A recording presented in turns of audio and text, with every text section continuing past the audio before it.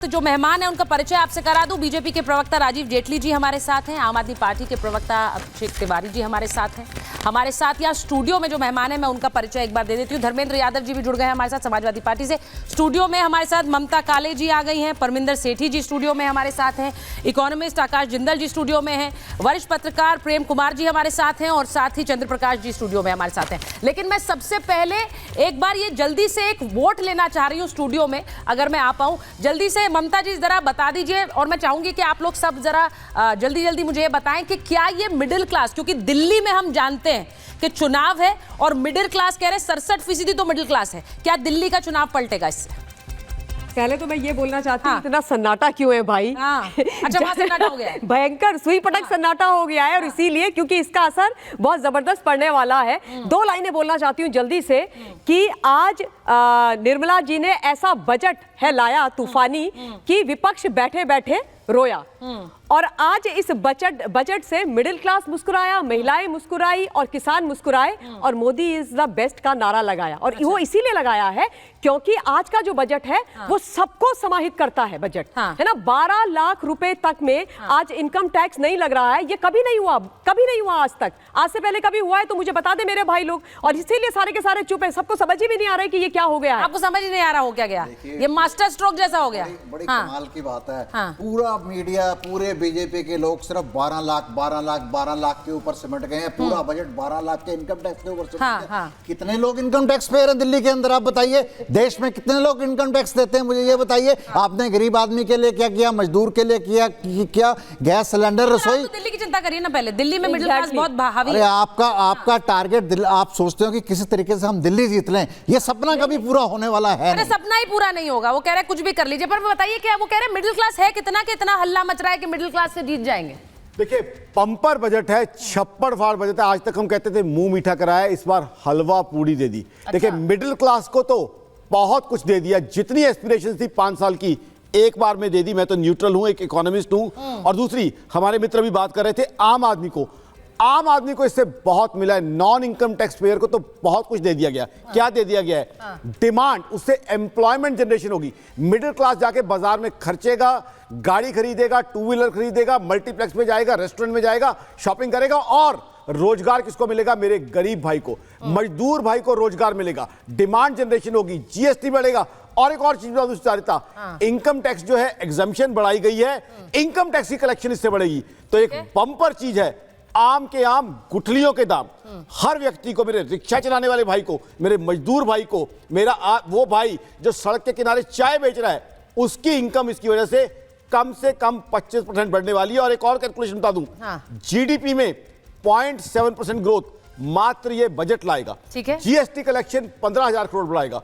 ये बहुत ही बढ़िया तो छप्पर फाड़। आकाश जी ये कह रहे हैं कि ये सिर्फ मिडिल क्लास के लिए नहीं है। जब मिडिल क्लास जाकर खर्चा करेगा, वो पैसा खर्च करेगा, तो उसका सीधा असर पड़ेगा गरीब तबके पर भी। रोजगार क्रिएशन यानी कि एम्प्लॉयमेंट जनरेशन भी होने वाला है।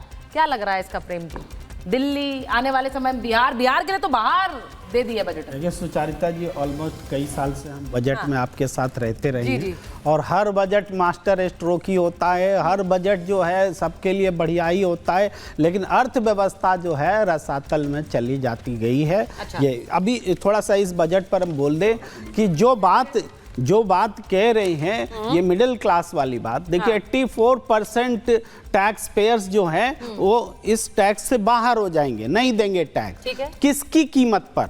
सवाल है कि ये टैक्स अगर बच रहा है, एक्सचेकर को उसका बियर करना पड़ेगा, तो ये फिर किसकी कीमत पर आएगा? ये बोल रहे हैं 84% बाहर हो जाएंगे, वहां परमिंदर जी कह रहे थे हैं ही कितने?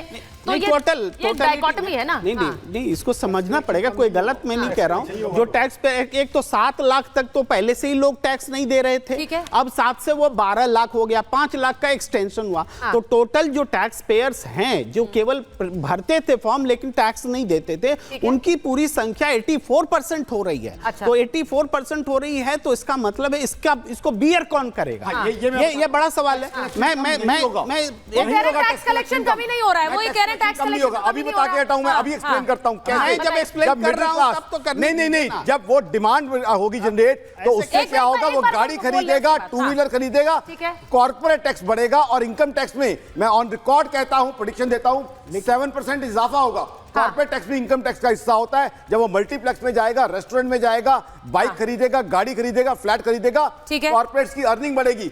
कॉर्पोरेट टैक्स इतना बढ़ जाएगा तो कंपनसेट करने की जरूरत ही नहीं है। वो कहीं पे जो डेफिशिएंसी आएगी, ठीक है चंद्रप्रकाश जी करेगा और ज्यादा एक्सेस टैक्स आएगा। ठीक है, मैं चंद्रप्रकाश जी से एक बार पूरा आपको डेटा दे सकता हूं। ठीक है चंद्रप्रकाश जी, आप बताइए, क्योंकि वो कह रहे हैं कि सीधे सीधे जो एक मिडिल क्लास को, ये मिडिल क्लास हमेशा से कोर वोटर माना गया है बीजेपी का, लेकिन इस बार क्या उन्होंने उसको और स्ट्रेंथन कर लिया है? देखिए, बात सिर्फ मिडिल क्लास तक अगर हम जब कह रहे हैं सैलरी क्लास, मिडिल क्लास, तो ये हम बहुत संकुचित कर रहे हैं एक विषय को। इस समय मार्केट की समस्या क्या थी? लिक्विडिटी, पैसा नहीं था लोगों के पास। दिवाली में हमने देखा बाजार खाली थे। समस्या थी ना? नहीं, एक मिनट बोल लेने दीजिए। देखिए, आज आप जो है टैक्स कम होने पे, टैक्स फ्री होने पे अगर इस देश का कोई व्यक्ति विरोध कर रहा है, आपका आगे बढ़ के कह रहे हैं कि टैक्स बढ़ा खत्म करके बहुत बुरा किया, तो फिर आप ये कहां पे किस जगह खड़े हुए हैं? आप किस तरीके की बात कर रहे हैं? पहली बात। एक देखिए, दूसरी बात है कि जो घाटे की बात कर रहे हैं, कहां से भरपाई होगी? अभी तक सरकारें क्या कर रही थी, ये सरकार हो या इससे पहले मनमोहन सिंह की सरकार हो, टैक्स वसूले जाओ, मिडिल क्लास को निचोड़ो और खर्च करो जहां करना है, रेवड़ी बांटो, लाडली बहन बांटो, दुलारी बहन बांटो। और अभी ये उस पूरे अप्रोच को, चूंकि नीचे से एक मांग उठ रही थी जनता की, सरकार ने उसको सुना और सुन के संवेदनशीलता के साथ उस चीज को रिफ्लेक्ट किया कि भाई इस देश में एक वो वर्ग है जिसको सम्मान मिलना चाहिए, वो टैक्स दे रहा है, वो वर्ग टैक्स दे रहा है, उसको उसका सम्मान का वो हक है उसका। ठीक है प्रेम जी, मैं ये कह रहा हूं कि जो ये पहल हुई है, पूरे देश में टैक्सेस का एक रैशनलाइजेशन हो रहा है, खतरनाक रैशनलाइजेशन हो रहा है। खतरनाक बोलने दीजिए कैसे अब बोलने नहीं देंगे कैसे?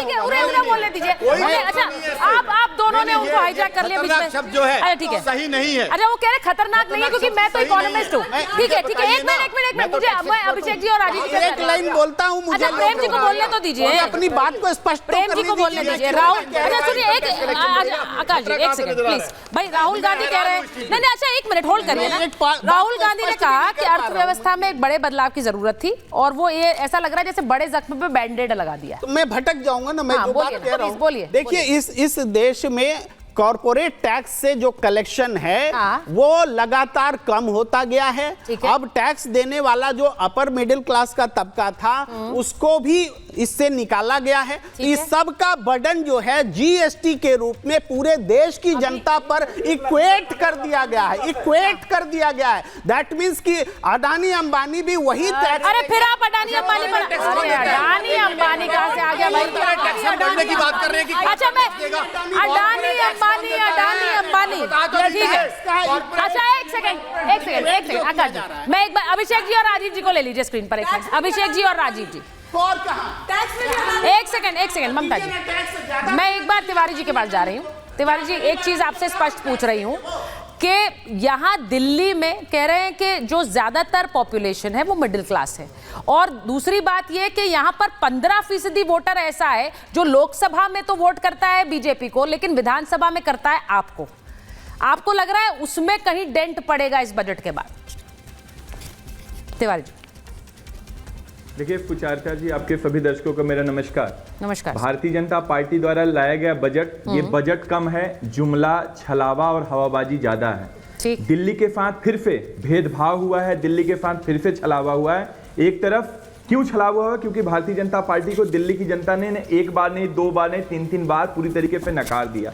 दिल्ली की जनता 2 करोड़ लोग मिलकर के केंद्र सरकार को लगभग 2.25 लाख करोड़ रुपए देते हैं और बदले में हमें कितना दिया गया? 350 करोड़ रुपए। इस बजट में अगर आप पूरा बजट उठाकर देखेंगे, ना तो नौजवानों के लिए कुछ है, ना तो किसानों के लिए कुछ है, ना तो महिलाओं के लिए कुछ है, ना तो बेरोजगारों के लिए कुछ है।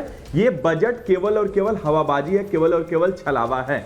अभी हम लोग विकसित भारत की बात करते हैं, विकसित हिंदुस्तान की बात करते हैं। क्या बिना शिक्षा का बजट बढ़ाए हुए, बिना हॉस्पिटल का बजट बढ़ाए हुए, हेल्थ का बजट बढ़ाए हुए किसी भी देश का विकसित हिंदुस्तान या विकसित भारत का परिकल्पना किया जा सकता है? नहीं किया जा सकता। ये केवल और केवल चंद उद्योगपतियों के कर्ज किस तरीके से माफ किया जाए, किस तरीके से उनका धंधा बढ़ाया जाए, उसके लिए बजट है।